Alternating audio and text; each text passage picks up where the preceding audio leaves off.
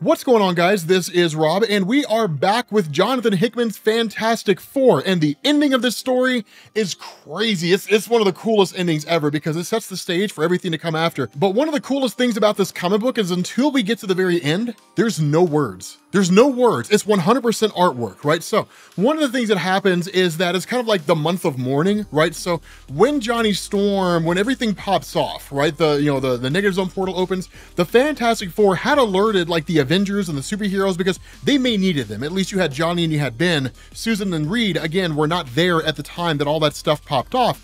But you basically have the Avengers who show up here, right? The new Avengers who arrive on the scene, but Johnny's already gone, right? Like he's already dead.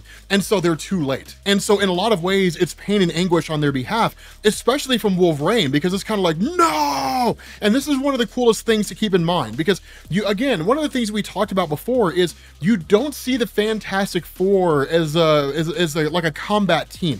You don't really see them like fighting threats in the same way that you normally see the Avengers or the X-Men dealing with threats. But a lot of that's because the Fantastic Four have kind of transcended past this place of like, we fight your everyday villains, and they're more explorers than anything else, but they are a highly respected team among the entirety of the superhero community. If this was DC Comics, the Fantastic Four are Superman. You know what I mean? It's that kind of a thing. And so everybody is basically looking at this idea that like, they're gone. At that moment, the first member of the Fantastic Four that wasn't there to arrive on the scene is Susan Storm, and she's immediately given the news that her brothers died. And so once Reed arrives on the scene, he goes to visit Susan, and when he goes to talk to her, she just puts a force field around herself. She wants to be left alone. She doesn't want to talk to anybody, doesn't want to deal with anybody or anything like that. Now, one of the things about this and what makes this so great is because this is Jonathan Hickman basically building on 50 years of Fantastic Four stories, right? And the reason why I say that is because what made the Fantastic Four so unique in Marvel Comics when they were first introduced is, unlike the Justice League of America or anything like that, this team, it was a team of family members, which meant they bickered like family members. They argued like family members. Susan Storm and Johnny Storm are brother and sister. They've always kind of bickered back and forth, and they've had their squabbles. But at the end of the day, they squabbled the way they did because there was love there, because they cared about each other. And for her to have her brother snatched out from under her like that, not only that, to not even be there when it happens and to not have the ability to save him, completely and totally destroys Susan Storm. And so Reed, in a moment of anger, actually goes to his work area, right, in the Baxter Building, and he grabs the ultimate nullifier. Now, here's the thing. This is the Fantastic Four. This is the Marvel Comics equivalent of just pressing the button, right? That's literally what this is. So when it comes to the ultimate nullifier, it's relative to the person using it. So if you put the ultimate nullifier in the hands of a person who is basically stupid, they wouldn't really be able to do a whole lot with it, right? They could like blow up a car. You put this thing in the hands of Reed Richards, you're going to annihilate a universe, right? And not only that, not only does an ultimate nullifier annihilate something, it basically removes it like it never existed. It quite literally destroys any history of it. This guy goes to the negative zone portal, he goes to open it up, and he's immediately met by Annihilus. And Annihilus, of course, is the last person, really the first person that Reed wanted to see so he could destroy him. And Annihilus just holds up the shirt of Johnny Storm. He just holds it up as a taunt to Reed Richards. And Reed Richards, just kind of feeling defeated, ultimately ends up walking away. And so what you get is this kind of funeral for Johnny Storm, right? Where basically they pay their respects and all that kind of stuff because of all the things that he'd done, everything that he had been a part of. And there's this kind of vengeance, right? That everybody's sort of feeling like something has to be done about this. We can't just let it be that Johnny Storm died. It can't simply just go that way. Now, the other part of this, and what's so ironic about this, is that while in New York at the Baxter Building, you have basically them mourning over the death of Johnny Storm, in Latveria, you have the commemoration of Christophe Bernard, right? The adopted son of Dr. Doom, the one that Dr. Doom brought in to rule in his stead. Because remember, Dr. Doom's intelligence was basically screwed up by the intelligentsia. He's not as smart as he was before. The other part of this is that on day 8, that's when you get the actual funeral for Johnny Storm. And Dr. Doom shows up to pay his respects. And that's one of the cool things, right? Johnny Storm always kind of put off this perspective in Marvel Comics that he was the playboy playboy. He's the guy you never take seriously. You never bank on Johnny Storm. You can never rely on Johnny Storm. The reality of this is that he's the guy you wanted in your corner. One, because he was just so damn powerful, but two, if he cared about you, he would go to the ends of the earth for you, right? He would go to the limits for you. It was absolutely amazing. And so what you also have is on day 14, you have Franklin Richards mourning the death of Johnny Storm. Now, here's the thing about this. It's never spoken here. It's never said here. And there will be a conversation that takes place between Spider-Man and Franklin later on that we will cover. But this death of Johnny Storm is probably one of the most significant things to happen to Franklin. One of the most important things to happen to Franklin Richards. And this is one of the things that's going to push him over the edge. It's one of those things that's going to elevate his power to a whole different level, but it's going to be done in an amazing way. It's really, really cool because there comes a point when he freaks, when he unleashes, and when he does, oh my God, when Franklin Richards goes off, son, it's one of the best moments in Marvel Comics history. God, I absolutely love it. But then you have Valeria, right, with like the Future Foundation, all these young kids, and she's like, okay, so like here are potential replacements that we can consider for somebody for Johnny Storm, right? Black Panther, Wyatt Wingfoot, who was at one point kind of a mascot for the Fantastic Four in the early days, She-Hulk, who was a member of the Fantastic Four at one point and replaced Ben Grimm for a while. But at the end of the day, she's like, no, like we're not going to replace Johnny Storm. We're going to put our minds to task. We're going to find a way to kill Annihilus. And like, they're all behind it, right? Now, in one of the more beautiful moments here, and it's so emotional and it's so incredible, you've got Ben Grimm dealing with the death of Johnny Storm. Now, initially, Ben Grimm is approached with this kind of message, right, where it's like these kinds of things happen in life, and sometimes it's not fair, and just sort of the good advice that people try to give you when you're in a time of mourning. But as any of you out there who have lost someone know, sometimes you don't want to just sit and mourn. Sometimes you want to destroy some shit. And so where Ben Grimm rejects the conversation from anybody, right, where he rejects this notion of, you know, I should talk it through and all that kind of stuff, instead he's met by what he needs the most, because the two people here are not arbitrary scientists. They're not just random guys who showed up to deliver a message to Ben. Instead, it's Donald Blake and Bruce Banner, and they know what it is that Ben Grimm needs. They can take a beating just like anybody else. So Donald Blake slams his stick on the ground, he turns into Thor, and Bruce Banner becomes the Incredible Hulk. And in an effort to help Ben Grimm deal with everything that's going on, the three of them engage in a kind of three-way fight.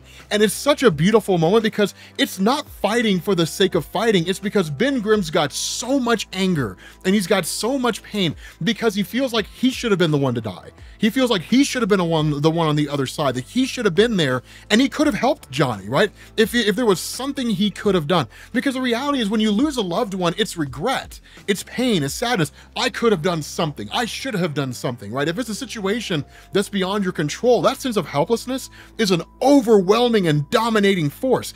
And so when you have like the Incredible Hulk and you have Thor here that basically help Ben Grimm work out all of his anger and all of his frustration, eventually he just succumbs to tears, and the Hulk does, and Thor do, and it's just this incredibly emotional moment because you have just these three huge guys who are just crying over the death of a person that meant the world to them. But while all of this is going on, Reed Richards is dealing with it as best he can. But always remember, Reed has a million things on his mind. So while they're all while Susan Storm and Ben Grimm and them are dealing with the emotional loss of Johnny Storm, you have Reed that's also dealing with the reality of the situation that they're in.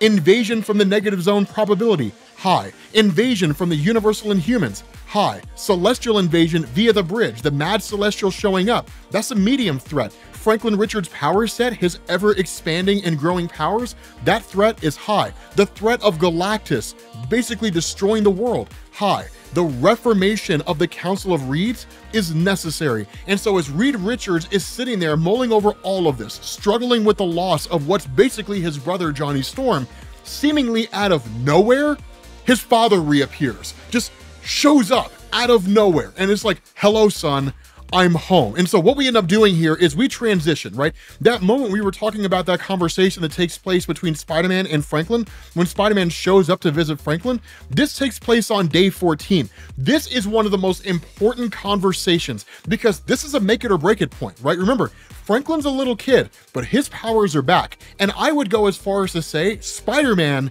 literally saved all of creation here. even if he didn't know it. Because with Franklin Richards being a kid that's so powerful that even Galactus is afraid of him, that speaks to how powerful this kid is. Peter Parker showing up here, this serves two purposes. One, it does help to Peter to kind of relate to Franklin and help him work through this, but two, it actually starts one of the coolest friendships in Marvel Comics, because Peter's question here is like, how long have you been up here? And Franklin's like, I don't know, but it's quiet up here. And so Peter's like, okay, like, do you mind if I hang out with you for a bit? And the response of Franklin is, I guess not. And that's one of the things to know, right? For those of you guys who have never dealt with somebody who's dealing with grief, and grief comes in a lot of different forms, right? Grief comes in from a variety of different sources. If you've never been around or dealt with anybody who is going through grief, it's not a matter of demanding things. It's not a matter of saying, this is what you need. Sometimes it's just learning how to shut the hell up. And sometimes it's just learning how to say, I'm here if you need me. Because sometimes all they want is to just be there, but they also want to know that you're there.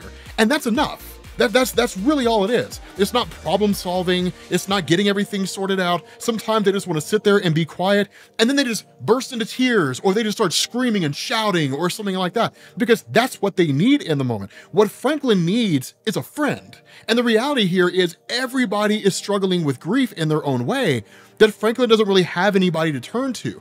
And so turning to Peter, he simply says, like, my Uncle Johnny died. And the response of Peter is, yeah, I know. I'm very sorry about that. How are you doing with all of that stuff? And Franklin, again, is kind of having a conversation with a kid. You know, I'm not doing so well. You know, I'm not really sleeping all that well, and I'm having bad thoughts. I want to hurt people. I want to do bad things, right? I want to destroy things, that kind of stuff, right? And again, it's a pause for concern. It's like, this is not like a little kid who's just like, I'm really, really angry, you know? And it's like, well, how does that make you feel? You know, draw on a piece of paper with a crayon, you know? It's like, okay, Franklin, well, please don't destroy all of creation. You know, like, it's that kind of a thing, right? It's that kind of concern.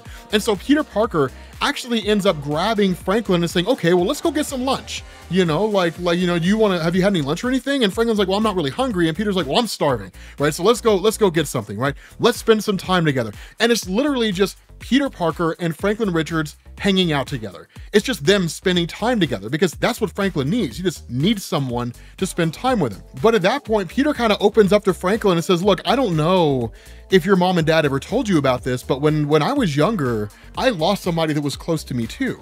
You know, like, we were really, really close, like you and your Uncle Johnny were close.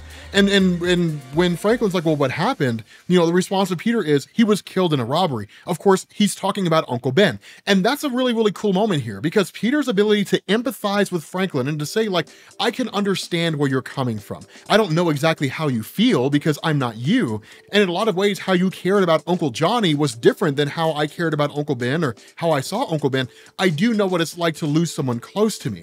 And the response of Peter is, you know, me too. You know, I'm sad that happened, and not a day goes by that I don't think about him. Not a single day goes by where that doesn't happen, but it doesn't make me sad anymore. He says, I mean, sure, I wish he was still here, and God, do I miss him, but after a while, the dark thoughts, the bad ones, like you're having right now, they'll fade away, and you'll spend most of your time thinking about how much fun you had together and how much you loved him. And so Franklin, of course, asks the most logical question there, which is, how long before that happens? And the response of Peter is, it takes a while. And that's true. It'd be nice if as human beings, we could say, okay, I've lost a loved one. In 30 days, I'm gonna feel better. In 30 days, everything's gonna be okay. In this period of time, everything will be better. But the reality here is that things happen to us. As human beings, things happen, and it's not always fair, and there's no real rhyme or reason to it. Sometimes it's just things that happen in this world, and there is no deadline for the grieving process, right? There is no amount of time that passes before definitively everything will be okay. There are people out there who have lost things that were meaningful to them, and they never recovered. They never got better. They never bounced back. Whereas there are people who had something bad happen to them and they bounced back fairly quickly. There's no rules here. And that's what Peter's communicating to Franklin is, there's no rules on how long it takes before these memories or these thoughts that you have go away and they're replaced by positive ones. Just know that in time, that happens. In time, things get better. And so Franklin says, can I tell you something? Can I tell you a secret, Spider-Man? And Peter's like, yeah. And he says, I think I could have stopped Uncle Johnny from dying. Now, This is an important thing and one of the single most important things for Franklin. And it's so ridiculously easy to overlook, right? It's so ridiculous. And I'm not even talking about, well, he's taking the guilt on himself. No, this thought right here, this statement, I think I could have stopped Uncle Johnny from dying. You need to keep that in the back of your head, because that single thought right there, that single motivation governs everything that happens next. Every single decision Franklin makes, everything he does, when he's learning how to use his powers, when he's being trained by the man that he doesn't recognize, right? The person he doesn't know, we'll cover that in future Foundation. When all this stuff is happening, right? All these things are happening. This is all governed by that singular thought. But the other part of this is Franklin could have saved Uncle Johnny from dying, right? Had he possessed more control over his abilities. And I don't say that because it's like, Franklin, you idiot, it's really more of, yes, he's that powerful, but it's one of those things where this guilt that he feels is going to be channeled into something more productive. And Franklin is going to become more powerful than he's ever been in the history of Marvel Comics. And so the response of Peter is, okay, well, I promise I'll keep it to myself. Can I tell you a secret? And Franklin's response is, yeah. And he says, I know I could have stopped my Uncle Ben from dying. And well, the question of Peter, or the question of Franklin is, why didn't you? Peter gives this amazing statement to Franklin, which again, this is why I say this conversation is the most important conversation Franklin's ever gonna have. That Peter says, because I was young, because I didn't understand how important every single decision we make is, because I had to learn that when you have gifts like ours, you don't think about yourself first. You think about how lucky you are to have them and how much other people need help. It's what my uncle would have wanted from me, and it's what your Uncle Johnny would have wanted from you. Do you understand what I'm saying? And Franklin's response is yes. And so Peter says, okay, good, now I gotta get you home. But this is a hugely important conversation because Peter Parker quite literally turned Franklin Richards from this Anakin Skywalker approach, right? Just falling to darkness and just becoming this despotic conqueror of the universe to a character who's actually going to save everything in existence, because he does. Franklin Richards, at the end of this story, saves the universe from complete and total annihilation. And when I say the universe, I mean, he saves the universe. I mean it quite literally. It's one of the greatest moments ever in the history of Marvel Comics, and I absolutely love it. With that being said, guys, we're gonna bring this video to an end. Next week, we will be back on Thursday to our regular Fantastic Four schedule, except in that video, we're gonna be calling it the Future Foundation because the name changes. But we're gonna bring this to an end. Thank you guys for watching, and I will catch you all later. Peace.